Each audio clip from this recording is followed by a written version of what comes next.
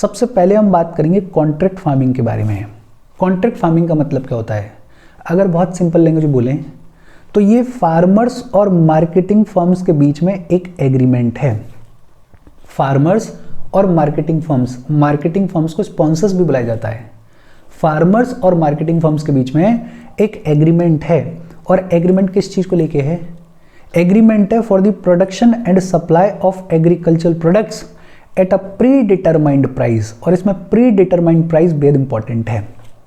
Basically contract farming में जो marketing firm होती है, जो परचेजर होता है, जो स्पॉन्सर होता है, वो फार्मर को कह रहा होता है कि देखो हम आपको प्रोडक्शन सपोर्ट भी प्रोवाइड करेंगे, हम आपको क्वालिटी इनपुट्स भी प्रोवाइड करेंगे, हम आपको क्वालिटी सीड्स भी प्रोवाइड करेंगे, और ज़रूरत पड़ने पे हम आपको टेक्निकल एडवाइस भी प्रोवाइड करेंगे। और बदले में आपको सिर्फ क्या करना है? बदले में आपको करनी है खेती। बदले में आपको इंश्योर करना है कि जब सीजन खत्म हो तो आप एक सर्टेन क्वांटिटी ऑफ प्रोडक्ट हमें सप्लाई कर दो। और ये जो आपका प्रोडक्ट है, इसकी प्राइस भी हमने पहले ही डिसाइड कर ली है, इसकी प्राइस भी हमने प्री डिटरमाइन कर ली है। और इस कॉन्ट्रैक्ट फार्मिंग में दोनों को फायदा हो जाता है। परचेजर को फायदा क्या है कि परचेजर को एक सर्टेन क्वांटिटी में और सर्टेन क्वालिटी में प्रोडक्ट मिलेगा। और क्वालिटी इंश्योर करना क्यों इजी है? बिकॉज प्रोडक्शन सपोर्ट भी वही दे रहा है, क्वालिटी इनपुट्स भी वही दे रहा है, टेक्निकल एडवाइस भी वही दे रहा है। और फार्मर को क्या फ़ायदा हो जाता है कि फार्मर को अपने प्रोड्यूस की प्राइसेस के लिए चिंता करने की ज़रूरत नहीं होती है। सीजन के एंड में प्राइस कैसे फ्लक्चुएट होगी, कितनी फ्लक्चुएट होगी, उससे कोई फ़र्क नहीं पड़ता। बिकॉज कॉन्ट्रैक्ट में पहले ही प्राइस को डिसाइड कर लिया गया है, डिटरमाइन कर लिया गया है। बहुत सिंपल। कॉन्ट्रैक्ट फार्मिंग क्या है? It is a agreement between farmers and marketing firms for production and supply of agriculture products at a pre determined price. अच्छा, कॉन्ट्रैक्ट फार्मिंग के फीचर्स क्या होते हैं? कई सारे फीचर्स हैं। जैसे एक तो access to new and reliable market. Farmers को फायदा हो जाता है। कल तक जो फार्मर अपने प्रोड्यूस को बेचने के लिए मंडी के ऊपर डिपेंडेंट था, अब उसके पास में मार्केटिंग फर्म्स आ रही हैं, अब उसके पास में स्पॉन्सर्स आ रहे हैं, अब उसके पास में प्रोसेसिंग फर्म्स आ रही हैं, तो फार्मर्स को नए नए और रिलायबल मार्केट्स मिल जाते हैं। दूसरा, इकोनॉमिक्स ऑफ स्केल। अब कोई छोटा फार्मर है, 1-2 बीघे खेत वाला फार्मर है, वो अपने फार्म को कल्टीवेट करने के लिए बढ़िया ट्रैक्टर नहीं खरीदेगा, बढ़िया इरिगेशन फैसिलिटीज़ नहीं लगाएगा, बढ़िया इनपुट्स नहीं देगा, फर्टिलाइजर्स नहीं देगा, बिकॉज उसके पास में उतना पैसा है ही नहीं। लेकिन जब एक मार्केटिंग फर्म आती है तो वो छोटे मोटे लेवल पे काम नहीं करेगी, वो तो लंबे चौड़े लेवल पे काम करती है। जब एक मार्केटिंग फर्म आती है तो एग्रीकल्चर को किया जाता है लार्ज स्केल पे, और जिसकी वजह से ओवरऑल जो कॉस्ट है वो थोड़ी कॉस्ट कम हो जाती है, कॉस्ट कम पड़ती है। तीसरा, क्वालिटी इंश्योर करना बहुत ईजी हो जाता है। क्वालिटी इंश्योर करना ईजी क्यों हो जाता है? बिकॉज ये जो मार्केटिंग फर्म है, ये जो स्पॉन्सर है, वही प्रोडक्शन सपोर्ट प्रोवाइड कर रहा है, वही क्वालिटी इनपुट्स को प्रोवाइड कर रहा है, वही क्वालिटी सीड्स को प्रोवाइड कर रहा है, ज़रूरत पड़ने पे वही टेक्निकल एडवाइस भी प्रोवाइड कर रहा है। तो जो प्रोड्यूस है उसकी क्वालिटी को इंश्योर करना भी बेहद ईजी हो जाता है। फार्मर्स को मॉडर्न टेक्नोलॉजीज मिल जाती हैं, बिकॉज जो फर्म है उसको पता है कि हमें यार इतना क्वांटिटी में प्रोडक्ट चाहिए ही चाहिए, तो फर्म थोड़ा और पुश करती है। फर्म बोलती है कि बढ़िया ट्रैक्टर प्रोवाइड करो, बढ़िया हार्वेस्टर प्रोवाइड करो, बढ़िया थ्रेशर प्रोवाइड करो, बढ़िया इरिगेशन की फैसिलिटीज़ प्रोवाइड करो। इसके थ्रू क्या होता है कि फार्मर्स को मॉडर्न टेक्नोलॉजीज़ का एक्सेस मिल जाता है, इंफॉर्मेशन मिल जाती है कॉन्ट्रैक्ट फार्मर को। भाई यहाँ पे लिखा हुआ है ना कि ज़रूरत पड़ने पे हम टेक्निकल एडवाइस भी देंगे, तो जो भी ज़रूरी एडवाइस होती है वो एडवाइस भी मिल जाती है फार्मर को फार्मिंग से रिलेटेड। और सबसे इंपॉर्टेंट चीज़, ये दोनों रिस्क को शेयर करते हैं। कल को अगर किसी रीज़न की वजह से फसल फेल हो जाए, जैसे कोई डिजीज़ आ गई या फिर क्लाइमेटिक कंडीशंस में कुछ ऐसा चेंज आ गया, बारिश वगैरह नहीं हुई और उसकी वजह से क्रॉप फेलियर हो गया, तो उसका जो फेलियर का बर्डन है वो सिर्फ फार्मर के ऊपर नहीं है, वो बर्डन को स्पॉन्सर भी शेयर करेगा, उस बर्डन को मार्केटिंग फर्म भी शेयर करेगी, बिकॉज दोनों के बीच में कॉन्ट्रैक्ट है। दो चीज़ें। कॉन्ट्रैक्ट फार्मिंग क्या होती है? बहुत सिंपल, फार्मर्स और मार्केटिंग फर्म्स के बीच में एक एग्रीमेंट है for the production and supply of agriculture products at a pre determined price. और इस कॉन्ट्रैक्ट फार्मिंग के फीचर्स क्या हैं कि फार्मर्स को नए और रिलायबल मार्केट्स मिल जाते हैं, इकोनॉमिक्स ऑफ स्केल देखने को मिलता है। लंबे चौड़े लेवल पे जब एग्रीकल्चर होता है तो ओवरऑल जो कॉस्ट है वो थोड़ी कम आती है, क्वालिटी स्टैंडर्ड्स को मेंटेन करना इजी हो जाता है, फार्मर्स को मॉडर्न टेक्नोलॉजी का एक्सेस मिल जाता है, इंफॉर्मेशन का एक्सेस मिल जाता है, और जो रिस्क होता है उस रिस्क को फार्मर और स्पॉन्सर दोनों मिल के शेयर करते हैं, एक के ऊपर बर्डन नहीं पड़ता है। इस कॉन्ट्रैक्ट फार्मिंग के कुछ चैलेंजेस भी हैं, और चैलेंजेस क्या हैं? सबसे बड़ा चैलेंज है the sponsors delay in providing the promised inputs. Contract में तो लिख दिया गया, परचेजर ने बोल दिया कि हम आपको क्वालिटी इनपुट्स प्रोवाइड करेंगे, हम आपको क्वालिटी सीड्स की सप्लाई करेंगे, लेकिन जब सप्लाई करने की बारी आती है तो खूब सारे डिलेज देखने को मिलते हैं, कई बार करप्शन भी देखने को मिलता है।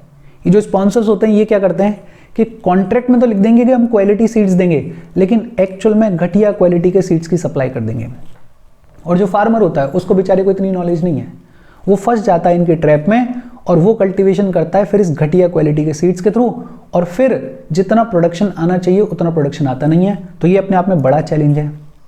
दूसरा, कभी कभार ये भी देखने को मिलता है कि फार्मर्स को रिटन कॉन्ट्रैक्ट प्रोवाइड ही नहीं किया जाता है। अब देखो इस इक्वेशन को देखो, कॉन्ट्रैक्ट फार्मिंग में एक फार्मर है जो कि बहुत ज़्यादा समृद्ध नहीं है, जो कि उतना फाइनेंशियली स्ट्रांग नहीं है, जो कि उतना ज़्यादा शायद पढ़ा लिखा भी ना हो, और दूसरी तरफ एक पूरी मार्केटिंग फर्म है। तो ये मार्केटिंग फर्म क्या करती है, अपने इन्फ्लुएंस को यूज़ करती है और फार्मर को कभी कभी रिटन कॉन्ट्रैक्ट ही नहीं देती है। तो फार्मर के हाथ में कुछ भी नहीं है दिखाने के लिए लीगल तौर पे, और कहने को कॉन्ट्रैक्ट फार्मिंग हो रही है। इसके अलावा the quality is determined by the sponsor. जो प्रोड्यूस हुआ उस प्रोड्यूस की क्वालिटी सही है या नहीं है वो भी कौन डिटरमाइन करता है, वो भी डिटरमाइन करता है स्पॉन्सर, वो भी कौन डिटरमाइन करता है, वो भी डिटरमाइन करती है मार्केटिंग फर्म। और अगर घपला करने पे आए तो ये जो स्पॉन्सर होता है ये खूब मैनिपुलेट करता है जब क्वालिटी की बात आती है। मेन चैलेंजेस क्या हैं कि एक चैलेंज तो ये है कि ये जो स्पॉन्सर्स हैं वो प्रॉमिस तो कर देते हैं इनपुट्स को, लेकिन उसमें डिले देखने को मिलता है, उसकी सप्लाई में डिले देखने को मिलता है। दूसरा जो बड़ा चैलेंज है, कई सारे केसेस ऐसे देखने को मिलते हैं जहां फार्मर्स को रिटन कॉन्ट्रैक्ट ही नहीं प्रोवाइड किया जाता है।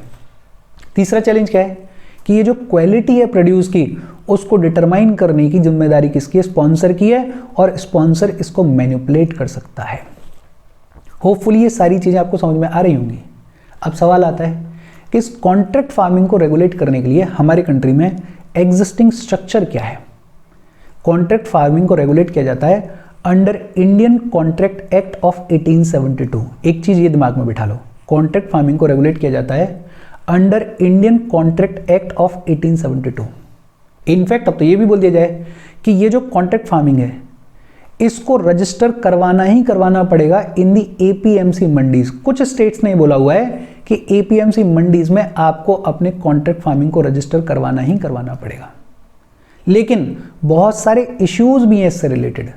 एक इंपॉर्टेंट चीज क्या है इसमें कि कॉन्ट्रैक्ट फार्मिंग जो है वो किस एक्ट के तहत रेगुलेट की जाती है, इंडियन कॉन्ट्रैक्ट एक्ट ऑफ 1872 के तहत। कई सारे स्टेट्स ने यह भी बोल दिया है कि अगर आप कॉन्ट्रैक्ट फार्मिंग कर रहे हो तो उसको रजिस्टर करवाओ एपीएमसी मंडीज में। लेकिन इसके इंप्लीमेंटेशन को लेके बहुत सारे इश्यूज भी हैं। इश्यूज क्या हैं? Stock holding limits on produce under contract farming. Essential commodities act के बारे में आपने सुना होगा, और वहां पे स्टॉक होल्डिंग लिमिट्स होती हैं कि एक लिमिट से ज़्यादा आप प्रोड्यूस को स्टोर करके नहीं रख सकते हो। कॉन्ट्रैक्ट फार्मिंग के ऊपर भी ये जो स्टॉक होल्डिंग लिमिट्स हैं वो अप्लाई होती हैं, और इसकी वजह से होता क्या है कि मान लो परचेजर को ज़्यादा क्वांटिटी में चाहिए, लेकिन क्योंकि स्टॉक होल्डिंग लिमिट है तो आप उस लिमिट को ब्रीच नहीं कर सकते हो, तो इसकी वजह से इंप्लीमेंटेशन में दिक्कत आती है। फिर एक प्रॉब्लम है poor publicity of contract farming की भी, कि जो कॉन्ट्रैक्ट फार्मिंग है इसकी पब्लिसिटी ढंग से नहीं हुई है। फार्मर्स को इसके रिगार्डिंग अवेयरनेस नहीं है। फार्मर्स को डर लगता है कि कहीं ऐसा ना हो कल को उनकी ज़मीन छीन ली जाए, कहीं ऐसा ना हो ये जो मार्केटिंग फर्म है वो अपने हिसाब से चीज़ों को मैनिपुलेट करे, और इस वजह से फार्मर्स डरते हैं इस कॉन्ट्रैक्ट फार्मिंग से। तो पुअर पब्लिसिटी भी एक रीज़न है, एक प्रॉब्लम है इसके इम्प्लीमेंटेशन में।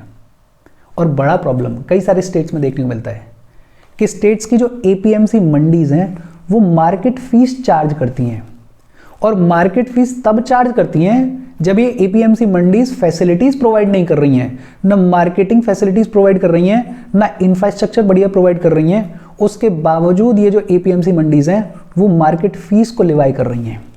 फैसिलिटीज़ प्रोवाइड करो तब तो समझ में आता है, फैसिलिटीज़ प्रोवाइड नहीं कर रहे हो उसके बावजूद फीस कलेक्ट कर रहे हो, कौन जाएगा फार्मिंग करने के लिए, कौन जाएगा कॉन्ट्रैक्ट फार्मिंग में।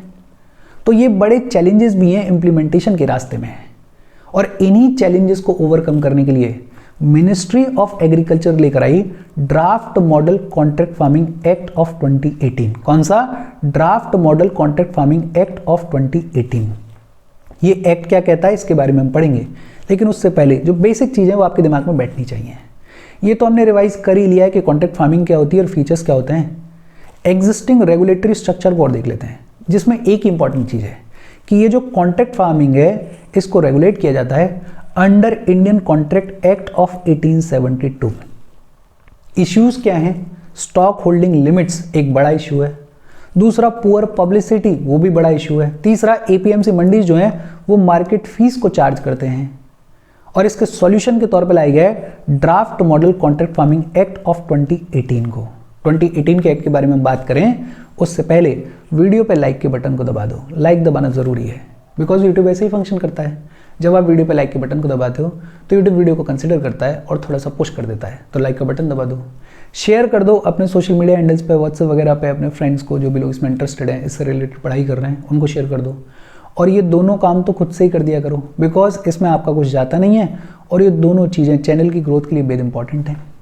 अगर चैनल को सब्सक्राइब नहीं किया है तो चैनल को सब्सक्राइब कर लो। इनफैक्ट अगर आप केपेबल हो तो आप कंट्रीब्यूट कर सकते हो by clicking on the join button, या फिर बाय स्कैनिंग दी QR कोड, तो आप कंट्रीब्यूट भी कर सकते हो, हेल्प भी कर सकते हो। अब बात आती है draft model contract farming act of 2018 के बारे में। इस 2018 के एक्ट में क्या कहा गया? एक तो ये जो कॉन्ट्रैक्ट फार्मिंग है इसको स्टेट एपीएमसी मंडीज के एम्बिट से, स्कोप से बाहर रखा गया। क्यों रखा गया? ताकि ये जो एपीएमसी मंडीज हैं वो मार्केट फीस ना लगा पाएं, वो कमीशन के चार्जेस ना लगा पाएं। तो पहली इंपॉर्टेंट चीज़ क्या बोली गई कि ये जो कॉन्ट्रैक्ट फार्मिंग है ये एपीएमसी मंडीज के एम्बिट से बाहर रहेंगी, उनके स्कोप से बाहर रहेंगी।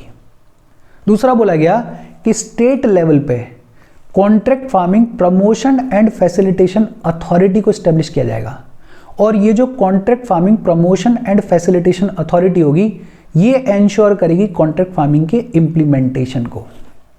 तीसरा क्या बोला गया कि ये जितना भी कॉन्ट्रैक्टेड प्रोड्यूस होगा इसकी सेल और परचेज जो है वो स्टेट और यूटीज की जो एग्रीकल्चरल मार्केटिंग एक्ट है उसके बाहर की जाएगी। स्टेट की जो एग्रीकल्चरल मार्केटिंग एक्ट है या यूटी की जो एग्रीकल्चरल मार्केटिंग एक्ट है उसके बाहर होगी इस कॉन्ट्रैक्टेड प्रोड्यूस की सेल और परचेज।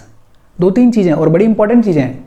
एक तो क्या बोला गया कि कॉन्ट्रैक्ट फार्मिंग जो है वो स्टेट एपीएमसी मंडीज के स्कोप से बाहर हैं, उसके एम्बिट से बाहर हैं, ताकि ये जो एपीएमसी मंडीज हैं वो मार्केट फीस ना लगा पाएं, वो कमीशन के चार्जेस ना लगा पाएं।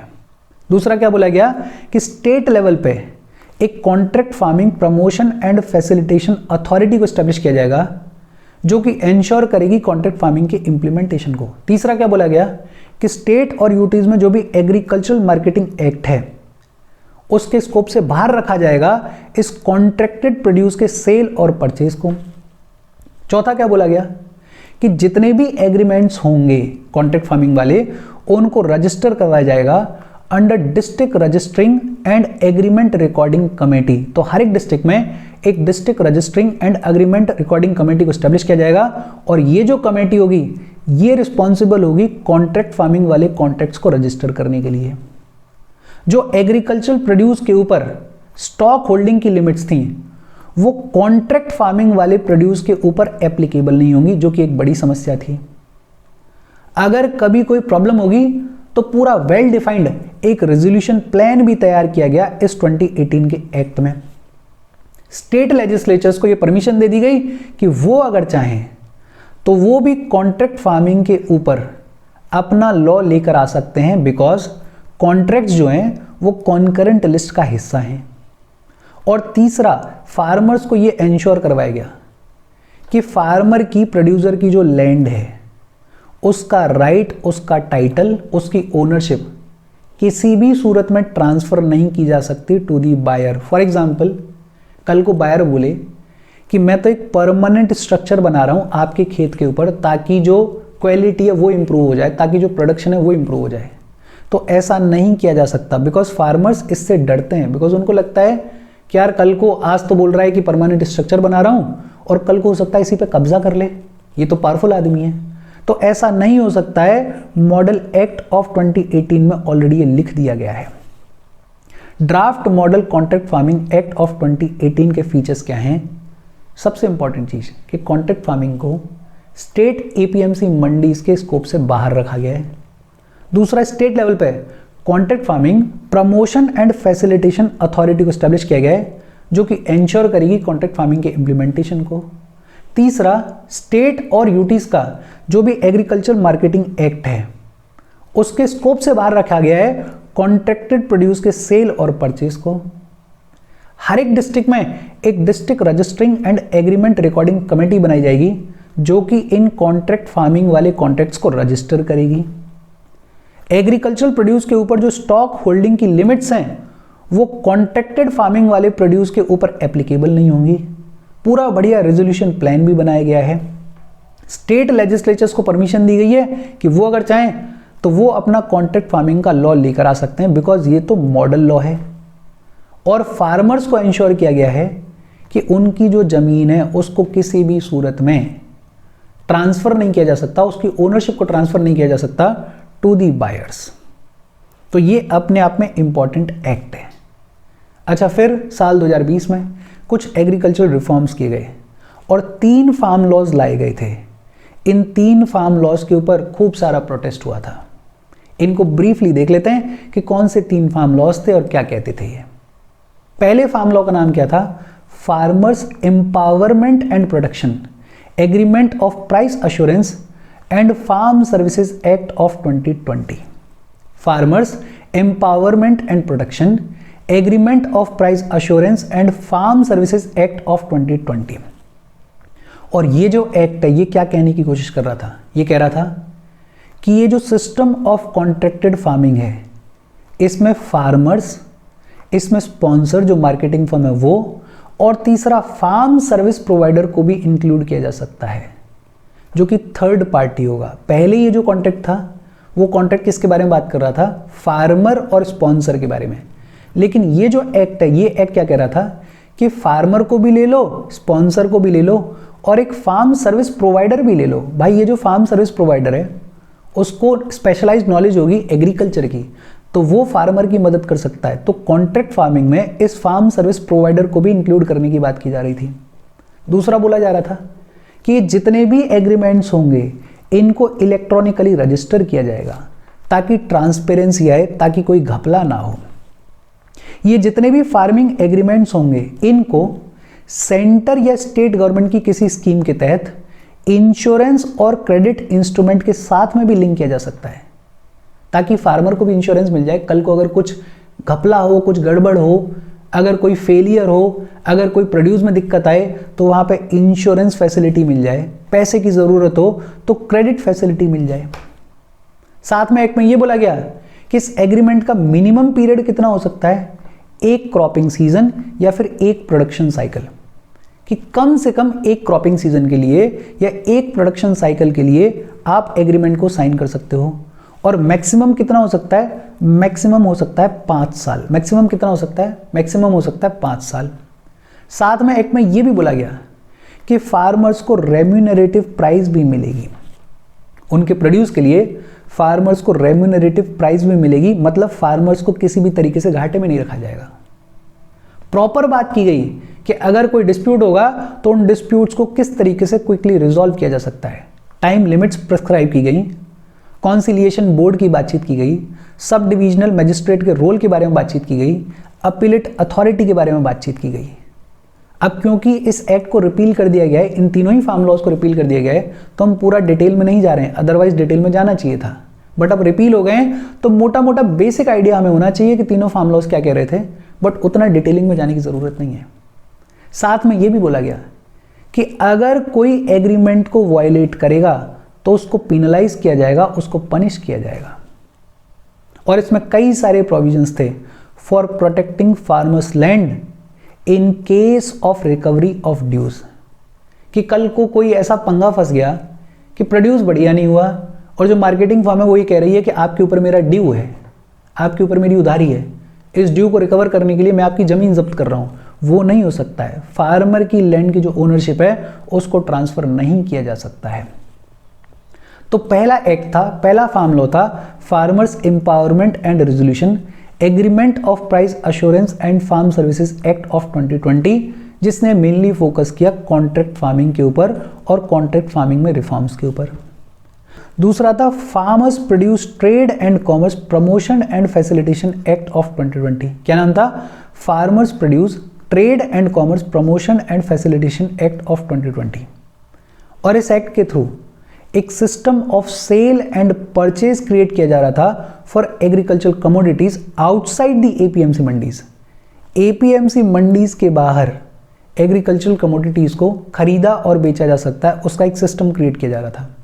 बेसिकली इस एक्ट के तहत इलेक्ट्रॉनिक ट्रेडिंग को प्रमोट किया जा रहा था, और इस एक्ट के तहत जो भी इंटर स्टेट ट्रेड के ऊपर बैरियर्स होते थे, एग्रीकल्चरल प्रोडक्ट्स के इंटर स्टेट ट्रेड के ऊपर जो भी एग्रीकल्चर बैरियर्स होते थे उनको रिमूव किया जा रहा था, उनको खत्म किया जा रहा था।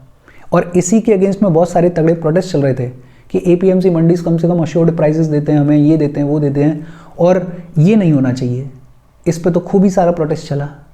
और फिर तीसरा फार्म लॉ कौन सा था? Essential commodities amendment act of 2020।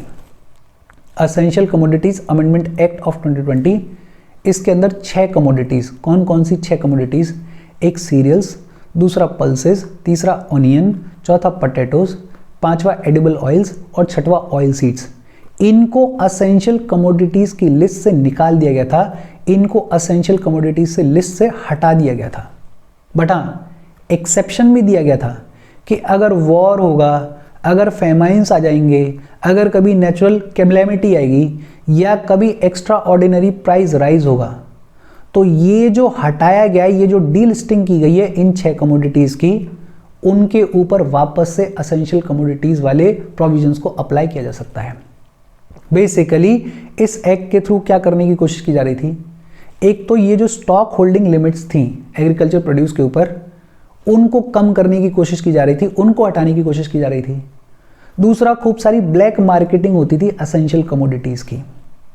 अब तो लिमिट है कि रिटेलर इतना ही गेहूं रख सकता है, रिटेलर इतना ही फसल का हिस्सा रख सकता है। आप अपने घर में अनलिमिटेड एग्रीकल्चर को स्टोर करके नहीं रख सकते हो, बिकॉज अगर आप ऐसा करोगे तो फिर मार्केट फ्लक्चुएट करता है, फिर लोगों को दिक्कतें आती हैं।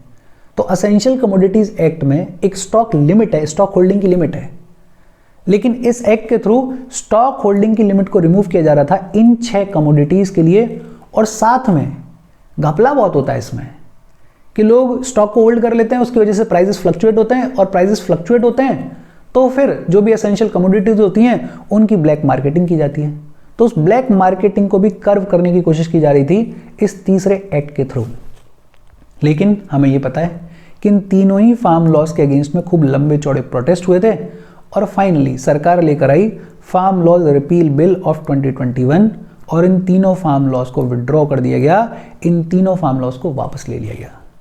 इन तीनों फार्म लॉज के बारे में आपको बेसिक तौर पर आइडिया होना चाहिए।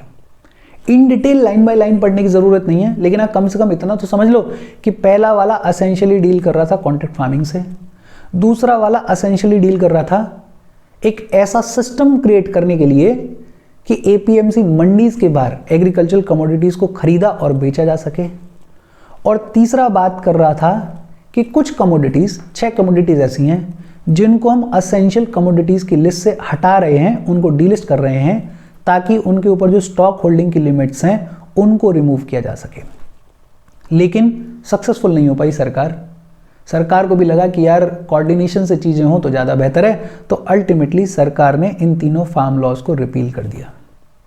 फिर एक टर्म है सहकार मित्रा।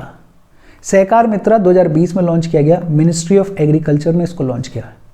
ये है स्कीम फॉर इंटर्नशिप प्रोग्राम। जो यंग प्रोफेशनल्स हैं उनको इंटर्नशिप देने के लिए चलाई गई सहकार मित्रा। क्या चलाई गई? सहकार मित्रा।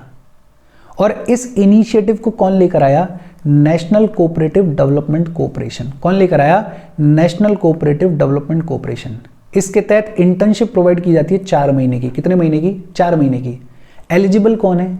जितने भी प्रोफेशनल ग्रेजुएट्स हैं एग्रीकल्चर और अलाइड डिसिप्लिन्स में, वो आके यहाँ पे इंटर्नशिप कर सकते हैं। बेसिकली उनको बताया जाता है कि कैसे फार्म प्रोड्यूसर ऑर्गेनाइजेशंस चलाई जाती हैं, कैसे कोऑपरेटिव्स चलाई जाती हैं, कैसे एग्रीकल्चर को और बेहतर किया जा सकता है, वो कामकाज किया जाता है इस सहकार मित्रा में। होपफुली ये सारी चीज़ें आपको समझ में आई होंगी। अब बात आती है कोऑपरेटिव फार्मिंग के बारे में। कोऑपरेटिव फार्मिंग नाम से क्लियर है, इसमें जो फार्मर्स होते हैं वो अपनी लैंड को पूल करते हैं, अपनी लैंड को, अपने लाइफ स्टॉक को, अपने अदर इम्प्लीमेंट्स को पूल करते हैं और फिर पूरे के पूरे फार्म को, जो ज़मीन पूल की गई है, इकट्ठा की गई है, उसको एक सिंगल यूनिट के जैसे ट्रीट किया जाता है। और ये जो सिंगल यूनिट होती है, इसका मैनेजमेंट किसके हाथ में होता है? वो जो मेंबर्स होते हैं वही आपस में से कुछ मेंबर्स को इलेक्ट करते हैं इसके मैनेजमेंट के लिए। देखो, कोऑपरेटिव फार्मिंग के ऊपर अगर आइडिया देखें तो आइडिया क्या है कि एक छोटा फार्म है, छोटा किसान है जिसके पास में 1 बीघा खेत है, 2 बीघा खेत है। अब वो अपने 2 बीघे खेत के लिए बढ़िया ट्रैक्टर नहीं लाएगा, फैसिलिटीज़ नहीं लेकर आएगा, इनपुट्स नहीं लेकर आएगा, बिकॉज उसके पास में उतना पैसा नहीं है। वो तो असेंशियली सब्सिस्टेंस के लिए एग्रीकल्चर कर रहा है। लेकिन जब ऐसे छोटे छोटे 100-50 फार्मर्स एक साथ आ जाएंगे और वो जो ज़मीन है वो 50-100 बीघा हो जाएगी, तो अब उनके पास में लार्ज स्केल पे एग्रीकल्चर करने का ऑप्शन है। अब वो 1-2 ट्रैक्टर लेकर आएंगे, मिलके 1-2 ट्यूबवेल लगवा लेंगे, मिलके अपने बढ़िया फर्टिलाइजर्स लेके आ जाएंगे और फिर एग्रीकल्चर करेंगे। लार्ज स्केल पे जब एग्रीकल्चर होता है तो जो कॉस्ट होती है वो भी कम आती है। और फिर इस कोऑपरेटिव फार्मिंग में होता क्या है कि हर एक मेंबर को अपना शेयर मिलता है और ये जो शेयर होता है ये डिपेंड करता है कि उसने कितना लैंड का कंट्रीब्यूशन किया हुआ है और कितनी उसने लेबर प्रोवाइड की है। कोऑपरेटिव फार्मिंग से जो सबसे बड़ी प्रॉब्लम सॉल्व होती है वो होती है फ्रेगमेंटेशन ऑफ होल्डिंग्स की। ज्योग्राफी में कभी आप पढ़ोगे तो आपको पता चलेगा कि हमारे एग्रीकल्चर की सबसे बड़ी समस्या है कि हमारे यहाँ पे जो लैंड होल्डिंग के साइजेस हैं वो बेहद छोटे हैं, जिसकी वजह से मॉडर्नाइजेशन ऑफ एग्रीकल्चर में दिक्कत आती है। कोऑपरेटिव फार्मिंग जो है वो उसी को एड्रेस कर रहा है कि कई सारे फार्मर्स की लैंड को पूल कर लिया गया है और अब उसको सिंगल यूनिट के जैसे ट्रीट किया जा रहा है। उसमें सब मिलके काम कर रहे हैं और जो भी प्रोडक्शन होगा उसमें जितना उनका लैंड का कंट्रीब्यूशन है और जितना उनका लेबर का कंट्रीब्यूशन है उसके हिसाब से उनको शेयर मिल जाएगा। तो ये जो फ्रेगमेंटेशन ऑफ होल्डिंग्स का प्रॉब्लम है वो सॉल्व हो जाता है इस कोऑपरेटिव फार्मिंग में। दूसरा, लार्ज स्केल पे एग्रीकल्चर हो रहा है तो रिसोर्सेज भी ज़्यादा होते हैं, मैन, मटेरियल, मनी, सारे रिसोर्सेज ज़्यादा होते हैं। और जब ज़्यादा रिसोर्सेज होंगे तो बेहतर तरीके से कल्टीवेशन किया जा सकता है, बेहतर तरीके से एग्रीकल्चर किया जा सकता है, बेहतर मशीन्स लाई जा सकती हैं, बेहतर इनपुट्स लाई जा सकते हैं।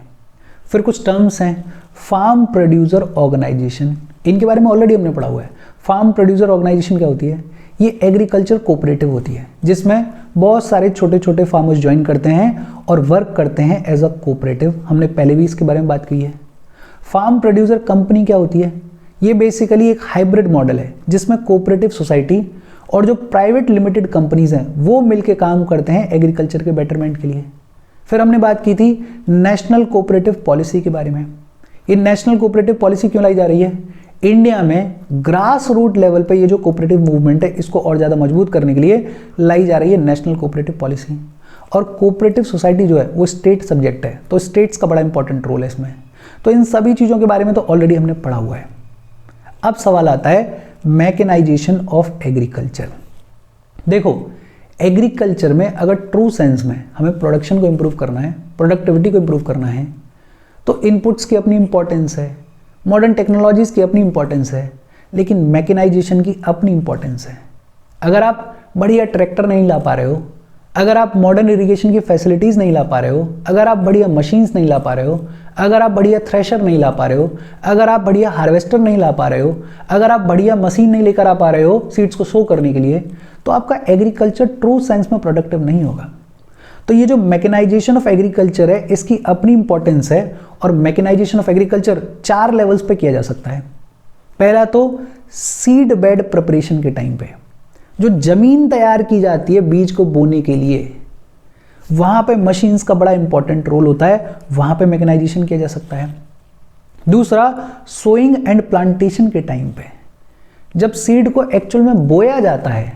अभी तो आपने देखा होगा कि फार्म में जो फार्मर होता है वो बेचारा घूम घूम के सीड्स को फेंकता है, लेकिन अभी तो बहुत सारी मशीन्स आ गई हैं जो कि एक्यूरेटली सीड को शो करती हैं, प्लांट करती हैं, कितना स्पेस देना है, कैसे देना है, कहाँ सीड को शो करना है, उस सबको कैलकुलेट करके शो करती हैं। तो इस लेवल पे भी मैकेनाइजेशन किया जा सकता है।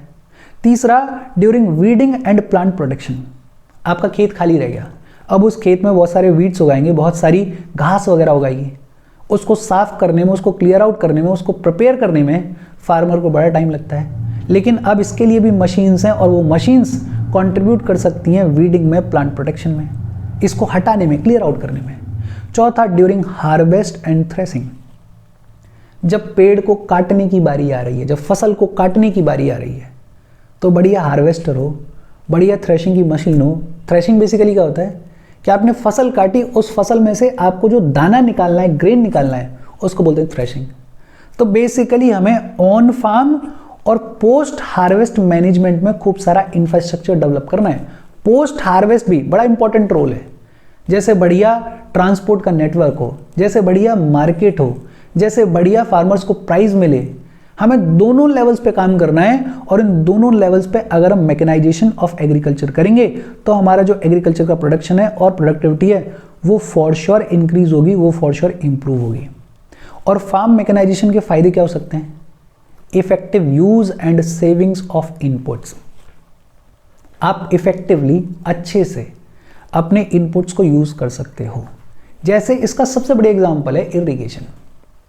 अभी चल रहा है फ्लड इरिगेशन, अभी हम पानी छोड़ देते हैं, लेकिन जो इरिगेशन की मॉडर्न टेक्नोलॉजीज हैं, जैसे ड्रिप इरिगेशन है, वो पेड़ की जड़ में पानी को छिड़कता है, तो हर एक ड्रॉप प्रॉपरली यूटिलाइज होती है। तो effective use and savings of inputs. दूसरा, टाइमली फार्म ऑपरेशंस। मशीन है तो आप टाइमली फार्म को ऑपरेट कर सकते हो। जब सो करना है तब सो करो, जब हार्वेस्ट करना है तब हार्वेस्ट करो, जब पानी देना है तब पानी दो। तो टाइमली फार्म ऑपरेशंस हो जाते हैं। प्रोडक्टिविटी इंक्रीज होती है, प्रोडक्शन इंक्रीज होता है। और जब प्रोडक्टिविटी इंक्रीज होगी, प्रोडक्शन इंक्रीज होगा, तो बट ऑब्वियस सी बात है कि फार्मर की इनकम भी इंक्रीज होगी। इनफैक्ट एक sub mission on agricultural mechanisation launch किया गया। कब? 2014-15 में लॉन्च किया गया। और ये जो सब मिशन ऑन एग्रीकल्चरल मैकेनाइजेशन है, इसके तहत एग्रीकल्चर मशीनरी में फार्मर्स को ट्रेन किया जाता था। एग्रीकल्चर मशीनरी किस तरीके से चीज़ों को बेहतर कर सकती है एग्रीकल्चर में, उसके डिमॉन्स्ट्रेशंस किए जाते थे और फार्मर्स को फाइनेंशियल असिस्टेंस भी प्रोवाइड की जाती थी। एक सवाल ये आता है कि हमारे जैसे एग्रीकल्चर कंट्री में मैकेनाइजेशन की लो रेट के पीछे रीजंस क्या हैं? सबसे बड़ा रीजन है small size of land holdings. छोटे छोटे साइजेस ऑफ लैंड है हमारे किसानों के पास में, फ्रेगमेंटेड लैंड होल्डिंग है। और मैं कई बार बोल चुका हूं, जिसके पास में छोटा सा साइज है लैंड का, 1 बीघा 2 बीघा खेत है, वो कहां से इतना पैसा लाए कि मॉडर्नाइजेशन करे? वो कहां से इतना पैसा लाए कि वो इरिगेशन की बढ़िया फैसिलिटी यूज करे? वो कहां से इतना पैसा लाए कि वो बढ़िया हार्वेस्टर लेके आए? तो ये जो small size of land holdings है, ये बहुत बड़ा चैलेंज है हमारे एग्रीकल्चर के मॉडर्नाइजेशन के रास्ते में। दूसरा, inadequate access to power for using machines. आज भी हमारे कंट्री में बहुत सारे ऐसे गांव हैं जहां पे पावर 24/7 नहीं आती है। इनफैक्ट गांव छोड़ो, शहरों में बिजली की कटौती देखने को मिलती है। अब जैसे समर का सीजन शुरू होगा तो नॉर्थ इंडिया में शहरों में बिजली की कटौती देखने को मिलेगी, तो गांव तो दूर की बात है। तो पावर की सप्लाई नहीं है। High credit cost and complicated procedures. आज भी केसीसी चल रहा है, सब कुछ चल रहा है, उसके बावजूद जो लोन मिलता है फार्मर के हिसाब से, वो लोन फार्मर्स को महंगा पड़ता है। हालांकि बहुत रईस फार्मर्स होते हैं, उनकी बात नहीं हो रही है, लेकिन जब मेजर चंक को देखोगे तो फार्मर्स की स्थिति कोई बहुत अच्छी नहीं है। और उनको जो क्रेडिट मिलता है, जो लोन मिलता है, वो बेहद कॉस्टली होता है। प्लस कॉम्प्लिकेटेड प्रोसीजर्स हैं, ये पेपर जमा कराओ, वो पेपर जमा कराओ। हालांकि इसमें बहुत सिग्निफिकेंट इंप्रूवमेंट्स आए हैं, बहुत सिग्निफिकेंट इंप्रूवमेंट्स आए हैं, लेकिन अभी भी हमें और काम करने की ज़रूरत है। अनइंश्योर्ड मार्केट है ये एग्रीकल्चर वाला जो मार्केट है, फार्मर जो प्रोड्यूस कर रहा है, वो अनइंश्योर्ड मार्केट है, इंश्योरेंस नहीं है। बहुत कम फैसिलिटीज़ हैं, फसल खराब हो जाए तो इंश्योरेंस की फैसिलिटीज़ बहुत कम है, तो अनइंश्योर्ड मार्केट है, रिस्क ज़्यादा है। And low awareness among the farmers, ये भी बहुत बड़ा चैलेंज है। मॉडर्नाइजेशंस हो भी रहे हैं, चीज़ें हो भी रही हैं, मशीन्स आ भी रही हैं, नए नए मेथड्स आ भी रहे हैं कल्टीवेशन के, लेकिन हमारे फार्मर्स को उनकी जानकारी ही नहीं है। एग्रीकल्चर को तो हमारे कंट्री में ऐसे देखा जाता है कि ये तो बेकार चीज़ है, इससे तो बाहर निकलना है, लेकिन 10-15 साल और रुको, एक ऐसा टाइम आ जाएगा मुझे लगता है एग्रीकल्चर करने के लिए अलग से वैकेंसी निकलेगी और शायद one of the highest paying job होगी, बिकॉज एग्रीकल्चर के बिना इस कंट्री में सर्वाइव नहीं किया जा सकता है। तो ये कुछ रीजंस हैं for the low rate of mechanisation. और इसके साथ आज की हमारी बातचीत खत्म हो गई। देखो, mechanisation of agriculture important topic है, लेकिन ये टॉपिक ऐसा है कि आप खुद से सारी चीज़ों को लिख सकते हो। बाकी इस चैप्टर में जितनी भी चीज़ें हमने पढ़ी हैं, उन चीज़ों में आपको बेसिक अगर पता है, बेसिक लेवल पे अगर चीज़ें आपको पता है, तो आप बहुत इजीली इससे रिलेटेड क्वेश्चंस को आंसर कर सकते हो। कोई डाउट हो कमेंट करके पूछ लेना। Thank you very much.